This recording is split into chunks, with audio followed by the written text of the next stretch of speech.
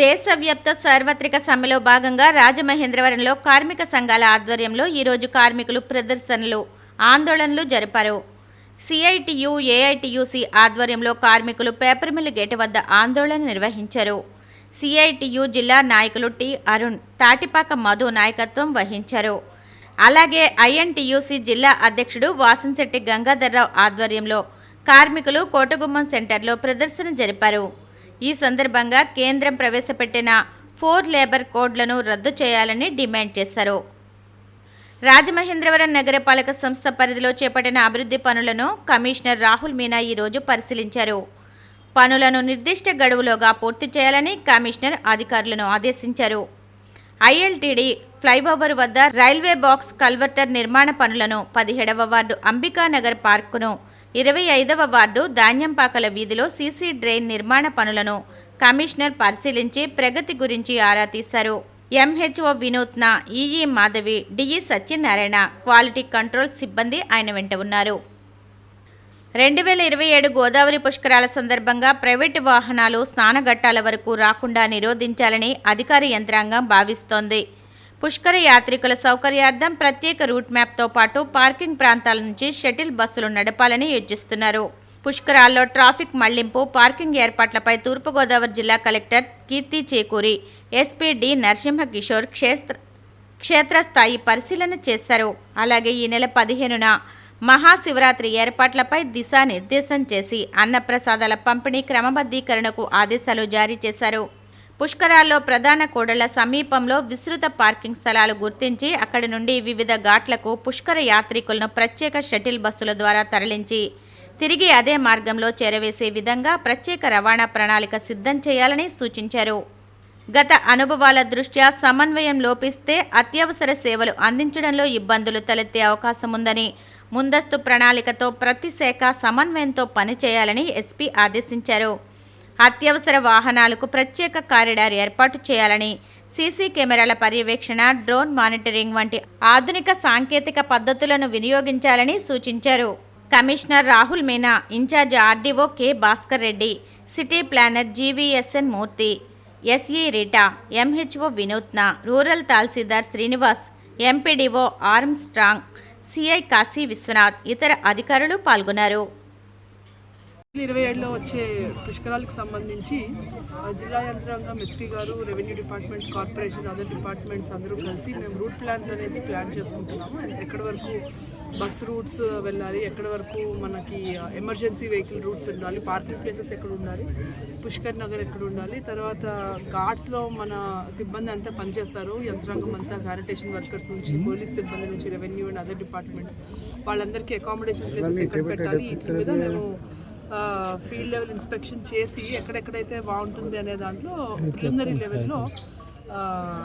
Preliminary లెవెల్లో రూట్స్ని inspection చేయడం జరిగింది.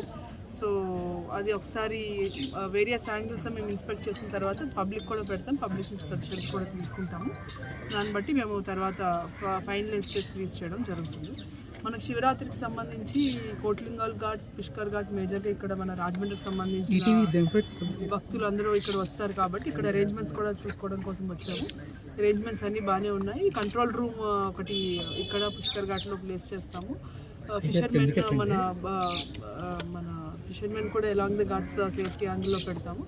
మా వైపు నుంచి ప్రజలకు రిక్వెస్ట్ ఏంటి అంటే ఓన్లీ ఎక్కడైతే ఘాట్స్ ఉన్నాయో అక్కడే మనకి హోలీ డిప్ చేసుకోవడానికి రావాలి, అంతేకాని లాస్ట్ టైం ఒక చిన్న ఇన్సిడెంట్ జరిగింది. సో అలాగా మనము ఘాట్స్, అనాథరైజ్డ్ ఘాట్స్ లేదంటే ఘాట్స్ లేకుండా ఎక్కడైనా గోదావరిలో డిప్ చేసుకుంటే డెప్త్ లెవెల్స్ ఎంత ఉంటే తెలియదు కాబట్టి మనకి యాక్సిడెంట్ అయ్యే అవకాశం ఉంటుంది. అది లేకుండా ఎక్కడైతే కన్స్ట్రక్టెడ్ ఘాట్స్ ఉన్నాయో అక్కడే హోలీ డిప్ తీసుకుంటే మనకి ఎటువంటి యాక్సిడెంట్స్ లేకుండా ప్రాపర్గా జరుగుతుంది. చూశారు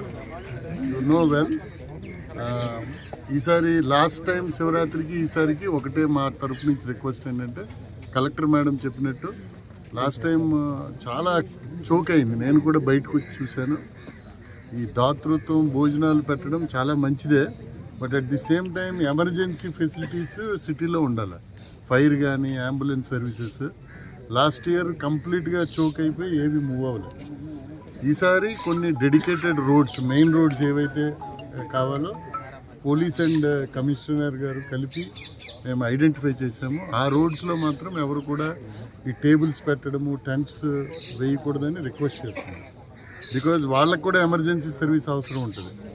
కాబట్టి ఎక్కడైతే సెక్రటేరియట్స్ ఉంటాయో అక్కడ కమిషనర్ గారు చెప్తున్నారు, అక్కడికి వాళ్ళకి వెళ్తే ప్లేస్ చూపిస్తారు, అక్కడ భోజనాలు పెట్టచ్చు.